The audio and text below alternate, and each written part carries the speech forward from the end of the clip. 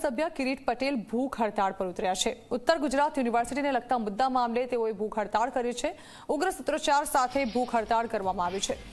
NSUI સંગઠન ધારાસભ્ય સાથે હડતાળમાં જોડાયું છે। એમએલએ કિરીટ પટેલ અને એનએસયુઆઈનું પોલીસ સાથે ઘર્ષણ પણ સર્જાયું।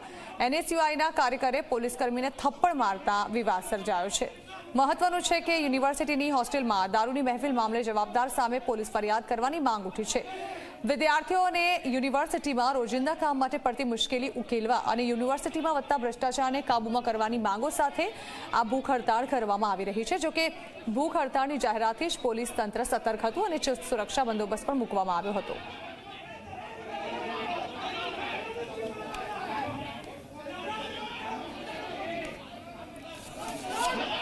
તો ઉત્તર ગુજરાત યુનિવર્સિટીને લગતા પ્રશ્નો મુદ્દે હવે જલ્દી જ ઉકેલ આવે તે માટે ભૂખ હડતાળ પર ઉતર્યા છે ધારાસભ્ય અને આ મુદ્દે એનએસયુઆઈ પણ તેમની સાથે જોડાયું છે। જો કે આ મુદ્દે વિવાદ ત્યારે વધ્યો જ્યારે એનએસયુઆઈના કાર્યકર્તા દ્વારા પોલીસ પર પણ હુમલો કરવામાં આવ્યો।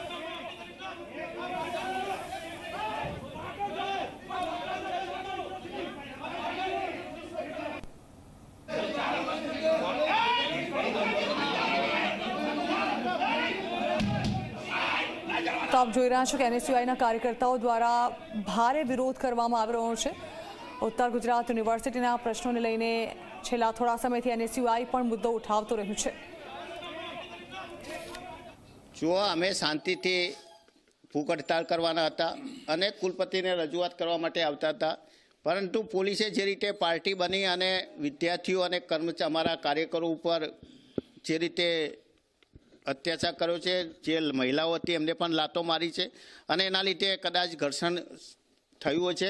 પરંતુ હું કુલપતિ જોડે બેઠો તો મને ખબર પડી ઘર્ષણ થયું તો હું બહાર જઈ અને વિદ્યાર્થીઓને બહાર શાંતિથી બેસાડ્યા છે। વીસી જોડે વાટાઘાટો થઈ। વીસી અને રજિસ્ટ્રાર એવું કહે છે કે અમે પોલીસને ફરિયાદ આપી છે, પોલીસ ફરિયાદ લેતી નથી।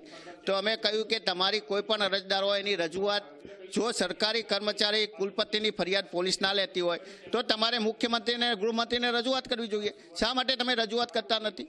જ્યાં સુધી ગૃહમંત્રી અને પોલીસ મુખ્યમંત્રીને આ બાબતે રજૂઆત નહીં થાય ત્યાં સુધી અમે અહીં બેસવાના છીએ। તો પોલીસ બાદ કુલપતિ સાથે પણ ઘર્ષણ સર્જાયું હતું।